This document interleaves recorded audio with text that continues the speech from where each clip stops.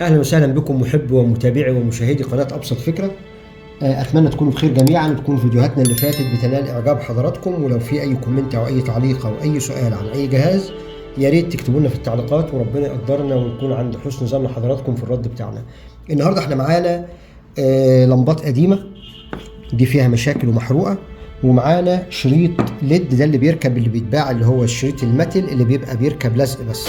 ده شريط مرمي باين من منظره طبعا، اكيد يعني اللي كان بيستخدمه لقى ان مفيش اي رجا منه فرماه بالشكل ده.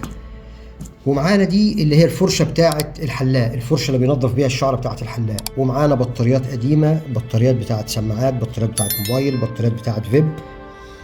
هنشوف التوليفه الجميله دي ممكن نعمل بينها ايه.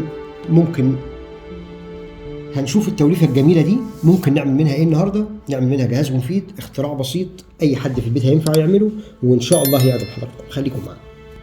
وهنجيب شريط الليد وهنبتدي نعمل كده مع بعض. هنقص جنب كل ليدين او جنب كل لمبتين، نقص بالمنظر ده كده عشان تطلع دي بالشكل ده. هنقص بنفس الطريقه ونطلع الاجزاء بتاعتنا هتطلع معانا كده. احنا دول قصيناهم كده اهو، تمام، قصينا بالمنظر ده.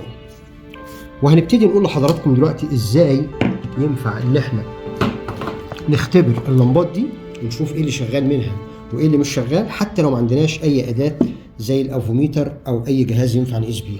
مش هنحتاج اي حاجه من ده كله.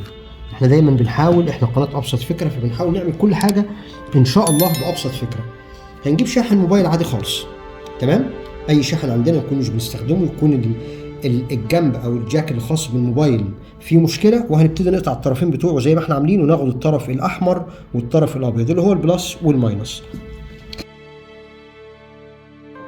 وهنبتدي نجيب اي شريحه من دول فيها اللمبتين، وبالقطر زي ما عملنا هو نقشر المكان دون والمكان دون، الطرفين اللي بيوصلوا اللمبتين بتوعنا. وهنبتدي هنجرب مره بالماينس والبلس. تمام، دول كده اللمبتين دول تمام، مفيهمش اي مشكله، الاضاءه باينه في التصوير طبعا. وهنعيد نفس التجربه على باقي اللمبات.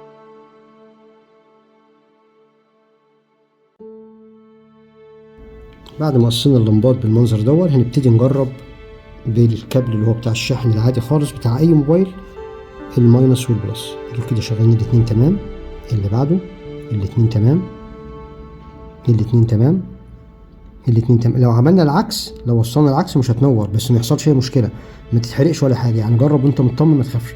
كده تمام. نيجي في دول شغاله بس ضعيفه، الضعيفه نستبعدها. دي شغاله واحده بس نستبعدها، واحده بس نستبعدها. نجرب ماينس وبلس، دي برضو واحده بس. يبقى دول كده احنا عارفين، ادي التلاته دول شغالين لمبه واحده، دي شغاله لمبتين بس ضعاف. هناخد اللي هم الاربعه اللي شغالين معانا الاتنين بشكل كويس جدا، وهنشوف هنعمل ايه بيهم دلوقتي حالا.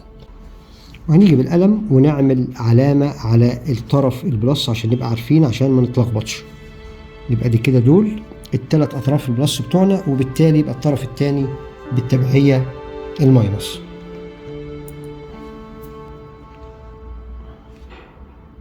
جبنا القصدير وجبنا سلك، هنبتدي نوصل الطرف الماينس علشان نوصل التلاتة الماينس ببعض، التلات ليدات ببعض.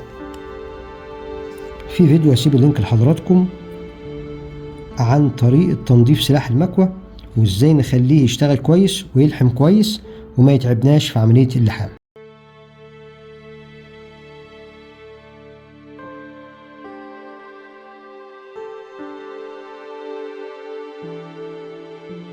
الطرف الأخير هنوصله بالسلك الرئيسي اللي احنا محتاجين ان يبقى الخاص بالتوصيل نفسه،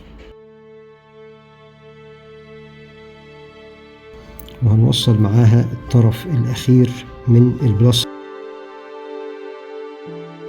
كده وصلنا الثلاث أطراف البلس، وهنعمل زي ما عملنا في الطرف الماينس.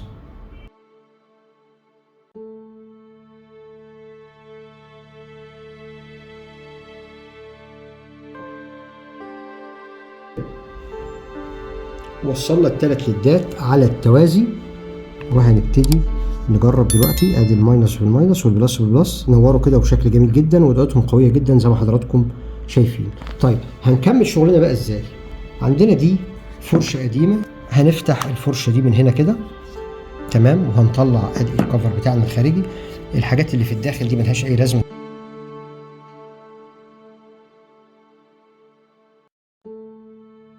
بالشكل ده. طيب هنيجي هنا هندخل الطرفين بتوعنا دول كده، الطرف الماينس والطرف البلس اللي احنا خلصناهم، وهنجيب اللزق اللي هو الدبل فيس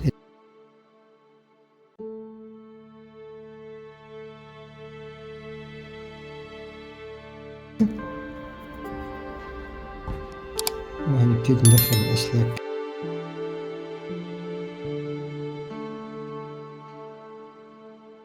لزقنا الليدات بتاعتنا، هنجيب زرار عادي خالص وهنبتدي نوسع الفتحة دي عشان الزرار ده يركب في الجزء ده. عملنا الفتحة المناسبة للمفتاح اللي هيركب فيها الزرار الضغط دون. احنا عاملين فيديو عن ازاي ان احنا نعمل أداة نتحكم فيها في القطع بتاع البلاستيك عشان يطلع بالمنظر دون، يعني شايفين المستطيل طالع زي ما يكون حاجة بتاعة البلد نفسها، وهنركب فيها الزرار بتاعنا. هيبقى ده الحجم المناسب، مش عايز اضغط طبعا عشان ما نقعدش نركب ونشيل. تمام. وهنشوف دلوقتي هنوصل ايه، وهيبقى اختراع جميل واختراع جامد وهينفعنا جدا جدا جدا في فترة الكهرباء لما بتقطع. وهنلحم طرفين سلك في طرفين المفتاح. لحمنا الطرفين وهنيجي على اول طرف ونقطع لغاية هنا، الطرف التاني هنقطع اطول حبة بسيطة، نركب المفتاح بتاعنا.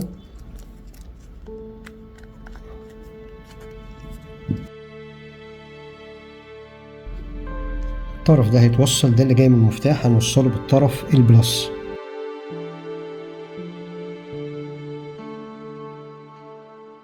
وهنثبت طرف تاني، ده هيبقى الطرف الماينس.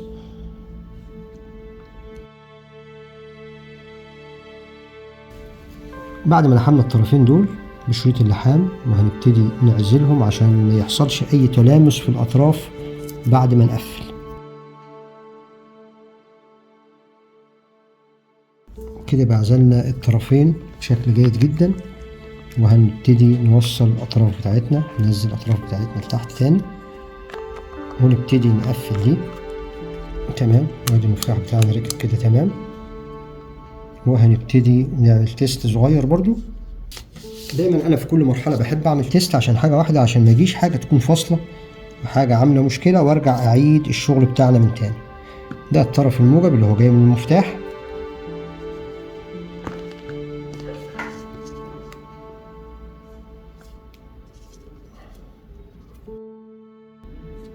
ده الطرف البلس. احنا كده وصلنا عشان نجرب بس مش اكتر. كده تمام، الدنيا شغاله تمام، كشاف محترم. ينفع نعمل نفس الفكره دي ونشغله على اي شاحن، يبقى شغال معانا على اي شاحن. طب معناش شاحن، ينفع نشغله على باور بانك.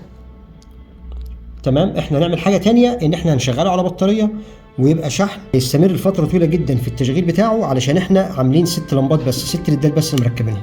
هنشوف دلوقتي مع بعض. وثبتنا الكفر بتاع اللمبه بمسدس الشمع بالمنظر الجميل اللي احنا عملناه دون. وجينا هنا وفرغنا الجزء الخلفي عشان يركب فيه الدايره بتاعه الشحن. هنيجي كده بمسدس الشمع برضو نبتدي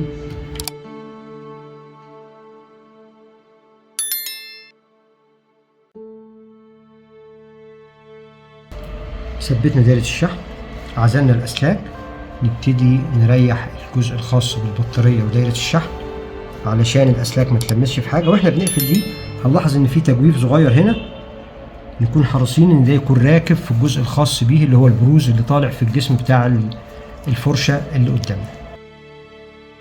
كده قفلنا الفرشه بتاعتنا، وادي الزرار اشتغل كده شغال زي الفل. ممكن نجرب نطفي الاضاءه. اطفي الاضاءه عشان نشوف قوه الاضاءه بتاعته. ادي الاضاءه بتاعته باينه في الكاميرا طبعا، اضاءه عاديه جدا زي اي لمبه ليد عندنا في البيت، شغاله بالبطاريه، شغاله شحن. احنا ركبنا 3 ليدات بس عشان تقعد لفتره اطول. ينفع ان احنا نعمل نفس التجربه دي على عدد لمبات اكبر، بطاريه اكبر، تقعد معانا لمده اطول. هنجرب دلوقتي الشاحن ونشوف الدنيا كده اشتغلت معانا تمام ولا لا. ده شاحن تايب سي عادي خالص، هنركبه في دايره الشحن. نورت، ادي الشحن كده بيشحن.